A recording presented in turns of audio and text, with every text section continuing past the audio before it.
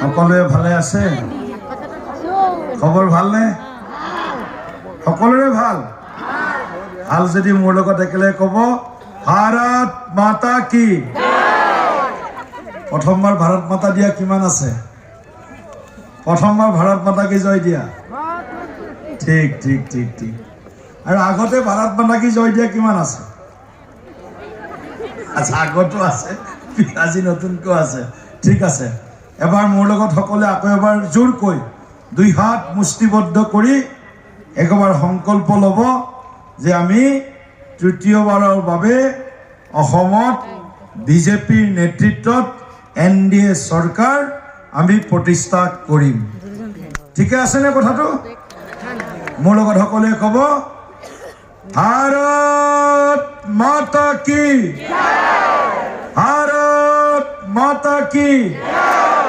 BJP BJP Narendra মোदी जी, नरेंद्र मोदी जी, नितिन नवीन जी, नितिन नवीन जी, Amit Shah ji, Amit Shah ji, doctor Himanta विश्व शर्मा डांगरिया, doctor Himanta विश्व शर्मा डांगरिया, ইয়াত থকা সকলো নৱাগত সদস্য জিন্দাবাদ জিন্দাবাদ।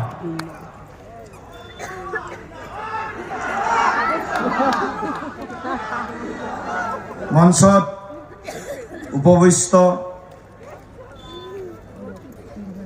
অসম চৰকাৰৰ সন্মানীয় কেবিনেট মন্ত্ৰী, এজন দক্ষ সফল যুৱ নেতা শ্ৰদ্ধেয় জয়ন্ত মল্ল বৰুৱা ডাঙৰীয়া,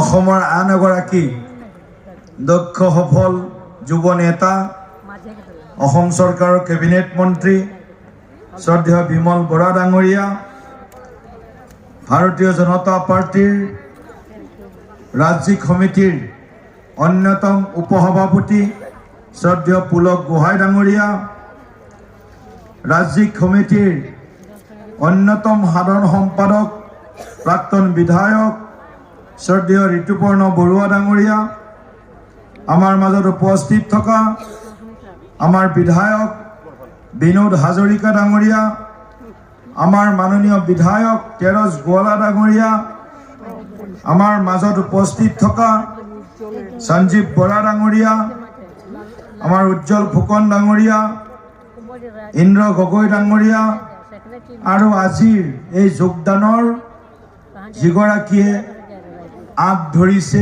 যিগৰাকী সূত্ৰধাৰ, আমাৰ সকলোৰে মৰমৰ শংকৰজ্যোতি বৰুৱা ডাঙৰীয়া,